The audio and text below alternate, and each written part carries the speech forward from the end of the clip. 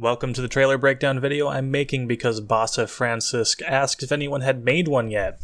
This is your fault and you should apologize. But don't interrupt me because I'm going to be overthinking every piece of the trailer and trying to define what to expect from Lost Skies, using my magic dowsing rod of truth and a massive amount of unsubstantiated guesswork.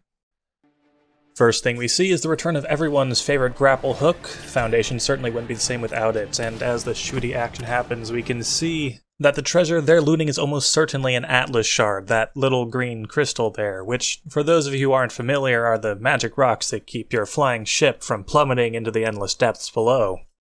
Behind them, we can see some sort of glowing engraving on a rock, which is not something I remember from World's Adrift, but there is a similar piece on the Lost Skies website featuring some kind of giant beast, maybe a sky whale. While this one's meaning isn't clear, I do think they're ancient art pieces that might give us little hints about the world we're inhabiting. As they grapple away from the giant enemy crustaceans, they activate their grapple boost to quickly ascend, or maybe it's a new kind of grapple ability, as it seems to last longer than grapple boost, at least to me. Reaching the surface, you can see the world is just as fragmented as it was in Worlds Adrift. Possibly more so, as Worlds Adrift didn't feature quite so many convenient floating boulders for grapple swinging over the top of islands. As they swing, you can even see the rocks are being affected by their weight, which I'm going to pretend means physics-enabled islands are confirmed and totally not a ridiculous pipe dream.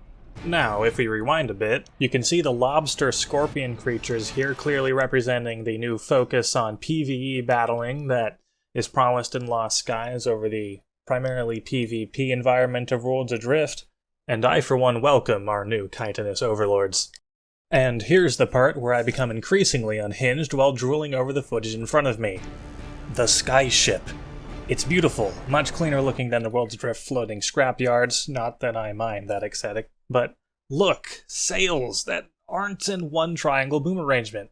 It's got rigging, tying them to the sides of the ship. It's got side-mounted sails, and what looks like a massive rear push propeller made of sticks and cloth. If I can build ships that look like this with the level of customization available in Worlds Adrift, I might have to engage in reasonable actions to demonstrate my appreciation, Bossa, and that is a threat.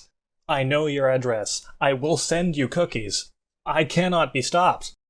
Up on deck, you can see a cannon that might as well be straight out of Worlds Adrift. The helm is also very similar, but is missing any instrumentation at all. Even the Atlas gauge is gone. That came standard on the helms in Worlds Adrift. This means that the Ninja was flying through the clouds entirely without instruments, which...